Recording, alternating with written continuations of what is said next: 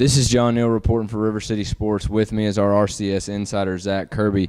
Today we're at the Region 3 AA men's semifinal games, which featured all four teams or four of the District 6 AA teams. We started with Brainerd-Hickson, which Brainerd coming victorious out 81-65 here from Loudon High School. And we'll go ahead and jump right into that game, Zach.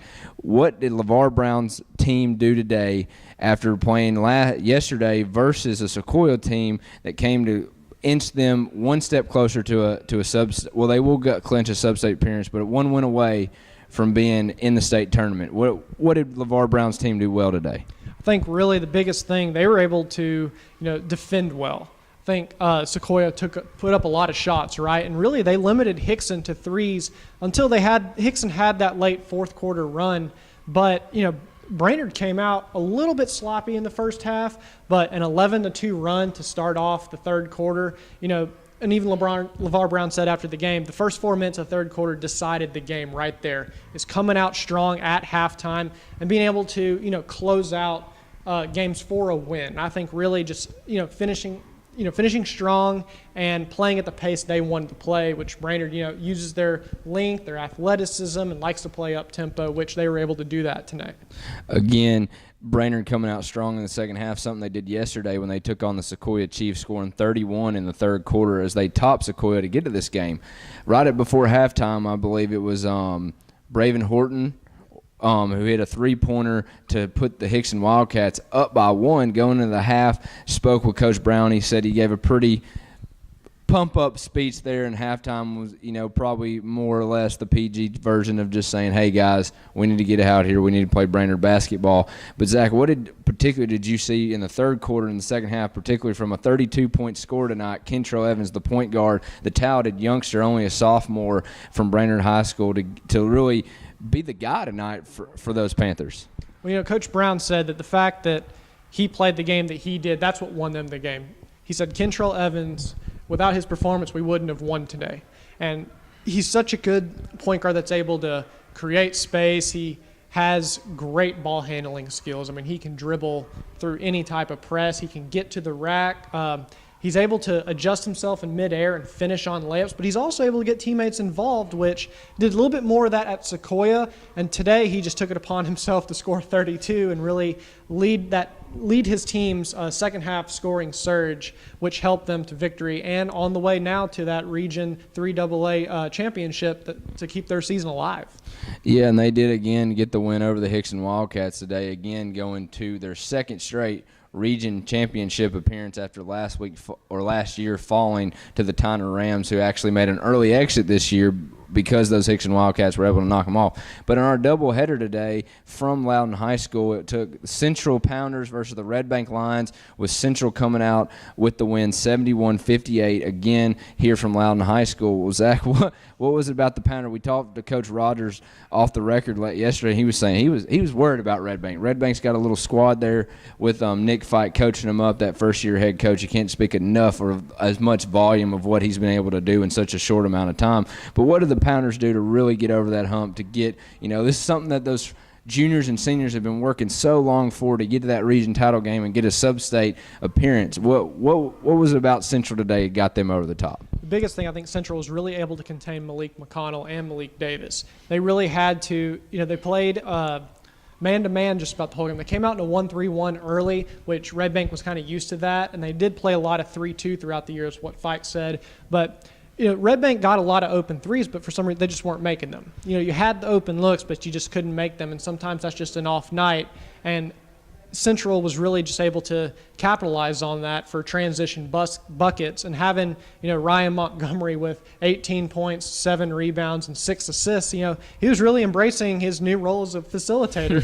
Which I asked Coach Rogers that. I said, "Have you embraced Montgomery's role of that?" And he didn't even know that he had that much. And he said, we move how he goes. We can only be as good as how Ryan Montgomery is, because he affects the game that much. And you cannot leave out Trey Tiller and Teron Hayes as well. I mean, they played fantastic tonight as well. And for Red Bank, it's just hard to contain guys like that. Red Bank also didn't do a good job from the line, something they've kind of struggled with all year, which maybe if you make a couple of free throws here and there, the game's a different story. But I think at the end of the day, Red Bank has nothing to hang their heads about. Coach Fike is a great coach. He's going to lead that team to, leaps and bounds better than what they are this year. And I think that it's a bright future ahead of them.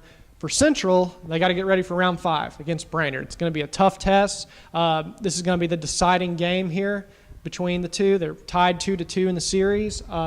It's a good one to look forward to, and it's going to be a packed house, hopefully, for this championship game.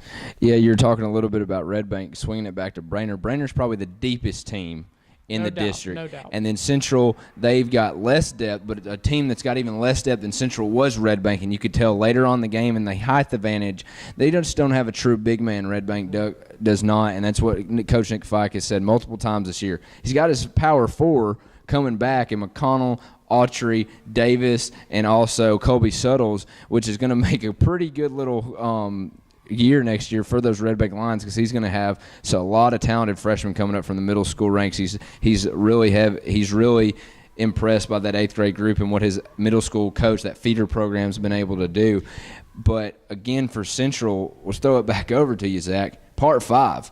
The first one went down to a buzzer beater by Kentro Evans, who we just spoke about, with Brainerd winning it. The second one was a neutral site, which Central the best of preps, Central site, and Central just ran Brainerd off the court.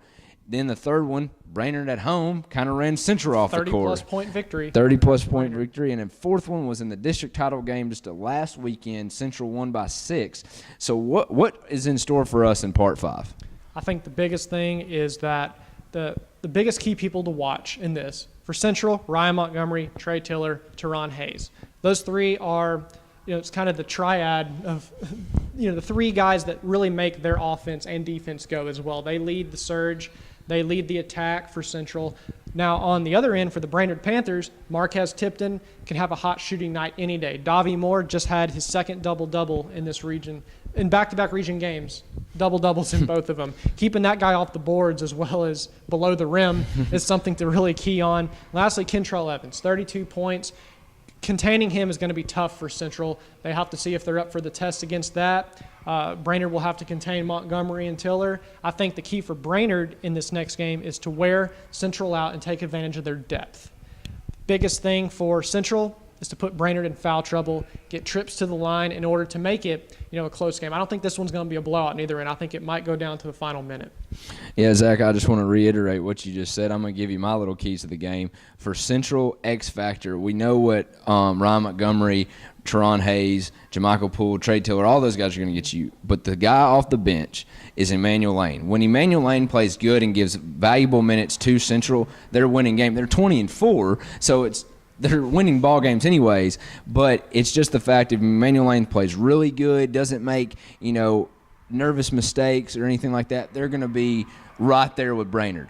In that game that was a 30-plus win, they hadn't played in like 20 days, and just everybody was real rusty. He's my X factor for Central, but my X factor for Brainerd, like you said, I think LeVar Brown's got to use that bench. Something that he said he wants to get multiple guys game ready. However, some of those guys are real young, they're nervous, they're inexperienced, they kind of play timid at times or put up bad shots because they're just young and that inexperience. There was one that DeWanta Ross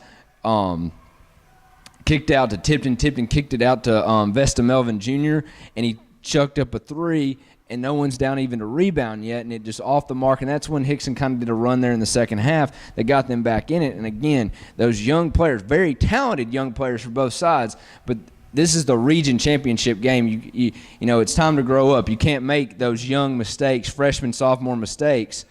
You can make those in the first couple of games. This is big boy ball now. We're talking about the Region 3 AA championship, then possible chance to host a game for sub-state, or you're going on the road, you win that game, you're at the Murphy Center in Murfreesboro.